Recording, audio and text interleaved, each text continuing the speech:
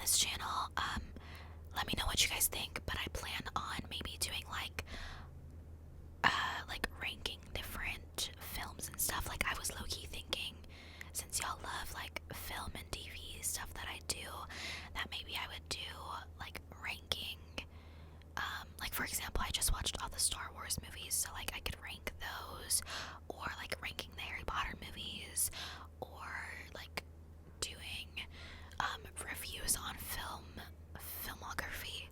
Because I was thinking like, oh, like maybe I can do like watching all of this actors like big movies and like my thoughts about them or something like that. I feel like that'd be fun. But let me know what you guys think. I could do the same for like music and whatever. Yeah, because I think that would be fun, and y'all seem to love watching me yap, so I feel like that could be a good thing there. I've also implemented more true crime. Or trying to implement more true crime on my channel, and more like fun history facts and stuff like that as well. Which brings me to this video, which is fun facts about the 1950s. So I have a list here that I'm gonna read off and talk about. So the first one, which I feel like everybody knows, right, is that rock and roll was officially born in the 1950s, like, or I guess like the popularity, because it kind of existed before then, I feel, at least to a certain point in the black community, but it rose to fame and became the popular genre, with legends like Elvis Presley, Chuck Berry, and Little Richard bringing a new sound to music. Yeah, I feel like but I feel like it existed before then, or maybe I'm stupid, I don't know, but I feel like maybe it existed before then. The first credit card was introduced. This is crazy to me, actually. Well, let me read this first. The Diners Club card launched in 1950 and was the first modern credit card and changed the way people spent money. This is crazy to me because if you guys have seen, like, how did they even use them? Is what I want to know. Like, what was the process? Maybe it was the same, but I've literally, like, in the 80s, I saw a video from the 80s of, like, them charging a credit card at, like, a store, like, at a shopping mall, a clothing store, or whatever.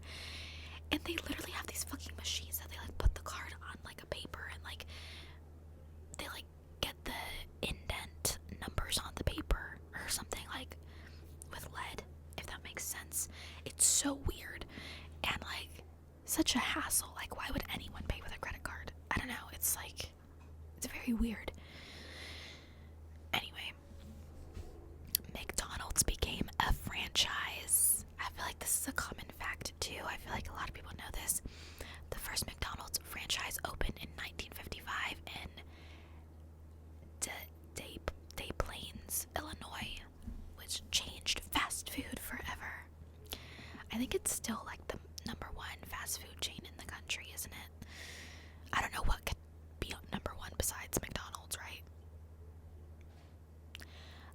The first color TV broadcast happened. CBS aired the first national color television broadcast on June 27th, 1951. Interesting. I guess it didn't like become, I guess it was harder to come by back then, so like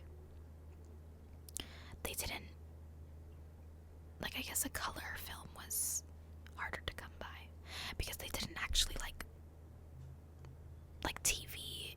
Oh my god, I can't speak. I can't formulate a sentence. I guess like most TV was still black and white though until I think like the late 60s, I want to say, when they got like Technicolor and shit for TV. Or maybe I'm tripping, but it definitely was black and white in the 60s still, so I feel like maybe late 60s they kind of, you know, made more of it color. Disneyland opened. The world's first Disneyland theme park opened in Anaheim, California in 1955. was invented. Swanson introduced the first frozen TV dinner in 1953, making mealtime much easier for busy families. I remember learning about this in some class, but I can't remember what class it was. But I remember learning we were learning like the process of it or something for some reason.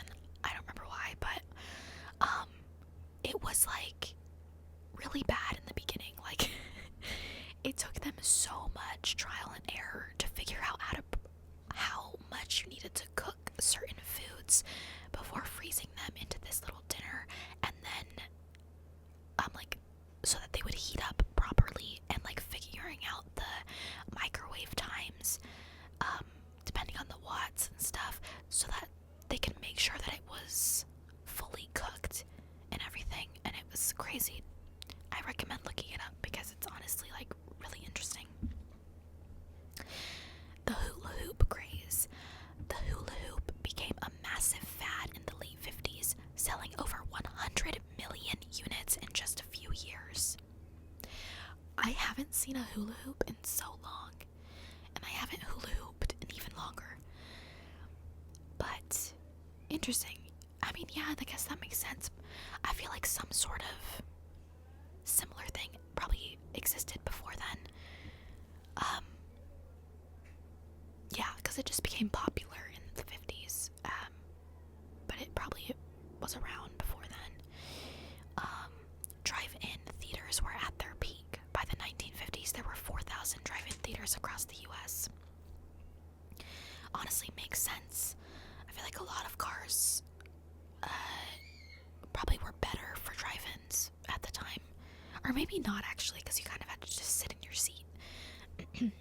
Now you can, like, have a nice big trunk to open up and, like, lay down in.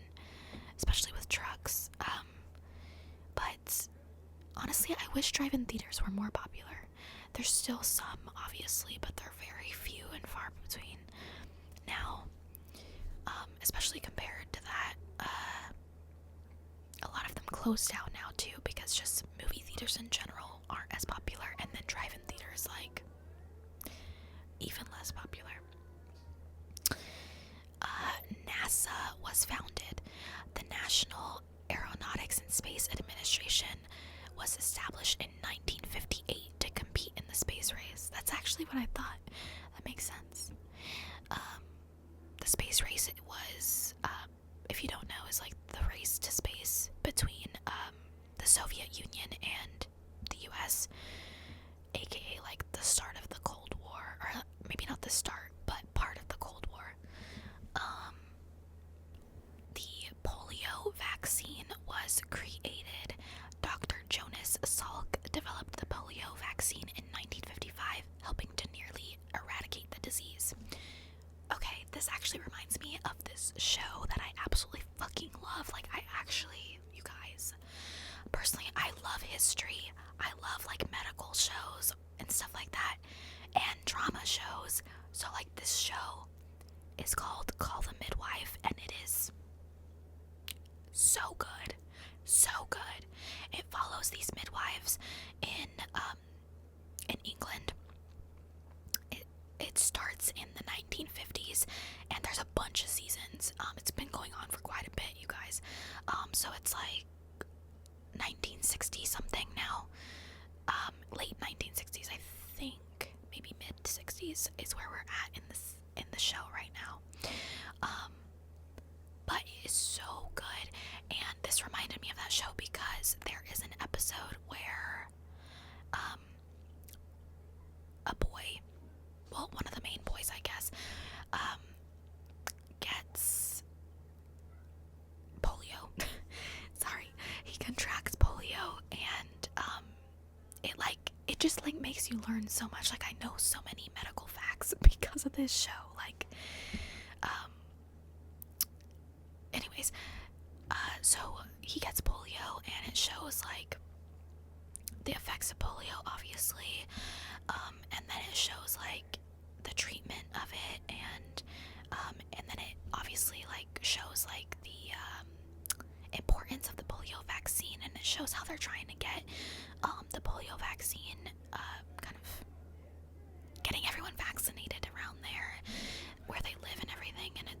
Super interesting. I love that show so much. Please watch it. If you like that kind of vibe, please watch it. It's so good.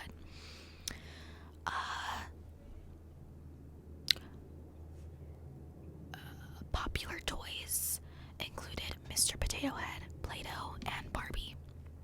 The first Barbie doll was released in 1959, Mr. Potato Head in 1952, and Play-Doh in 1956. Interesting. I didn't know Play-Doh was that old. I've thought like Play-Doh was like an 80s thing or something. I don't know. The greaser look was in. I think everyone knows that. Leather jackets, slicked back hair, and rolled up jeans were all the rage, inspired by movies like Rebel Without a Cause.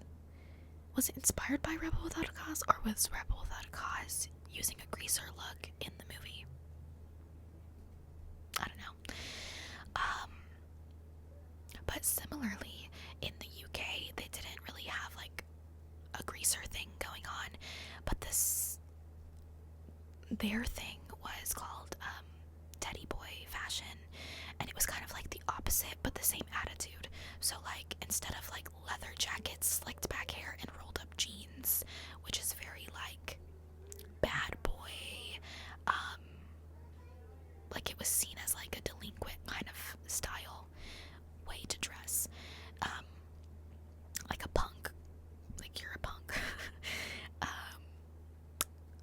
And then in the UK, the teddy boy fashion was like suits and nice shoes and nice hair and stuff. Like they were pretty well put together, but they had like the same attitude as greasers, so they would like get in lots of trouble and were super, they were little delinquents. And there was like a huge issue with teddy boys in the UK apparently, because they were like having brawls everywhere and shit. It's interesting.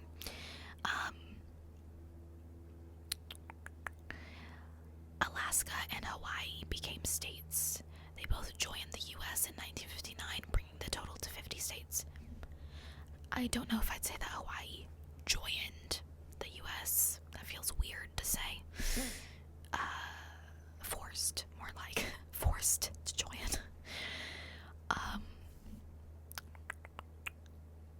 Car culture exploded. The 50s saw the rise of tail fin cars, drive-ins, and hot rods as automobiles became a major part of the American identity. Makes sense. I feel like maybe that's when a lot of roads were built as well, because America really is like built for cars.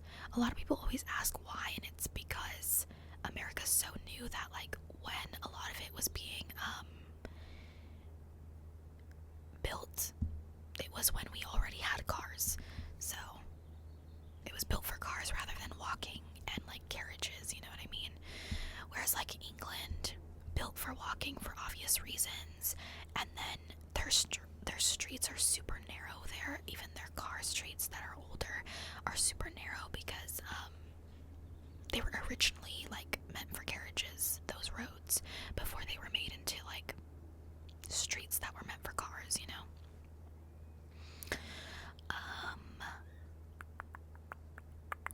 The term teenager became popular. Before the 1950s, young people were simply kids or adults, but the rise of youth culture led to the creation of the term teenager. This is really interesting too, because it was right after like it was right after the war ended and like the baby boom happened, and all of these teenagers, all these young kids were able to be kids. Like they weren't forced to work, they weren't forced to go to war, they weren't forced to become nurses so young and things like that. They were really allowed to be children again.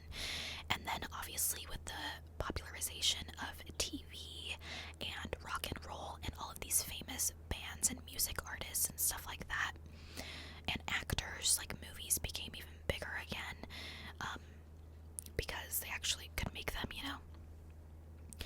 And that really led to, like they said, the rise of youth culture. That's really what builds like culture between kids, I feel like, is fandoms, right? At least for me, I feel like that's what being a teenager is like being fans of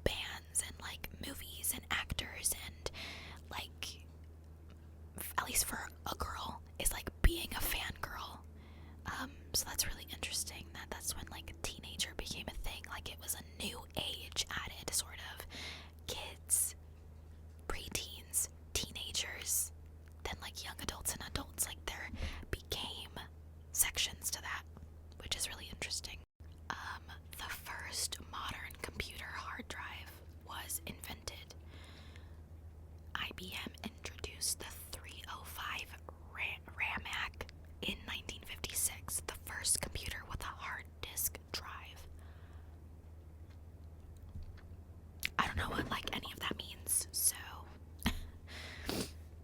but cool, I guess. Soda fountains and malt shops were the social hubs.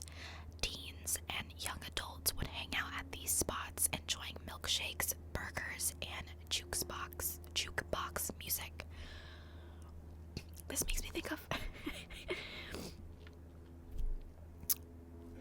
this makes me think of two things. It makes me hold on.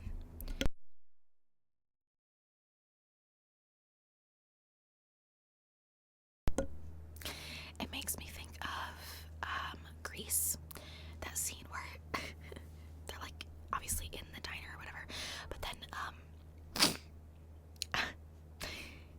it makes me think of that scene where he goes up to Sandy and she's at the jukebox and he's talking to her or whatever.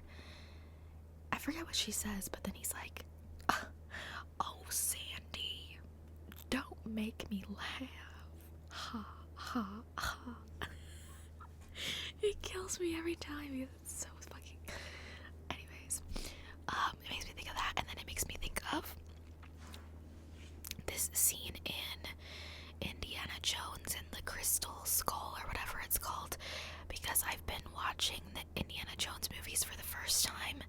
I had never seen any of them, so I've been going through them, and Shia LaBeouf's character, it's set in the 50s, this one, and he's a greaser, of course, and it's like the most comical fucking thing I've ever seen in my life. Like, basically he gets punched, right, by a jock. Well, first he punches a jock, and then the jock punches back, and then a bunch of these other greasers that are in this diner come up and like they don't know him at all, but they're like, because he's a greaser who just got punched, like they're greasers, so they come up and they like, you know, whatever, and then a bunch of jocks come up with the jock who, like, some of them aren't even with him, they're just like jocks that are in the diner who don't even know him, and they like face off and then they start like fighting each other, and I'm like, that is the fucking stupidest thing I've ever seen in my life. Like, what? Like, what is this? I was like, in an Indiana Jones movie, that's so weird. Like, it's giving musical, it's giving West Side Story, like the Jets versus the Sharks. Like, what the fuck is going on? And his character in general, that whole movie, I was like, he's like, I'm laughing at this movie because like his character, like stuff that happens with his character is just so ridiculous. Like, I don't know, I guess you would understand if you watched the movie, but it's so like not realistic, which is fine, I guess, because it's a movie, like whatever. The laws of gravity and physics don't exist, but like it's just like, anyways, whatever. Oh, like we mentioned, the Cold War was in full swing. The 1950s saw heightened tensions between the US and the Soviet Union with events like the Korean War and the launch of Sputnik. I'm pretty sure the space race happened because of the launch of Sputnik, so like the Soviet Union beat them at making it to space, I think, and then America wanted to beat the Soviet Union at having the first human on space, or like in space, or on the moon, or something like that. I don't know, something like that. And then lastly, the phrase "In God We Trust" became official. In 1956, "In God We Trust" was adopted as the official motto of the US. See, this makes no sense. Like, how do we have freedom of religion, but then all of our main things like have God in it? "In God We Trust" is the US motto, and then the Pledge of Allegiance, we say, "Under God, indivisible, with liberty and justice for all." Why is God mentioned if it's freedom of religion? I guess they didn't think of people not believing in God back then or something, because that's technically, like, your religion is agnostic or atheist or whatever. Like, both of shows you don't really believe in God, so interesting, but whatever. I don't really care. It's just interesting. But yeah, that is the end of the facts that we have here and the end of this video. Thank you so much for watching, and I will see you in my next video.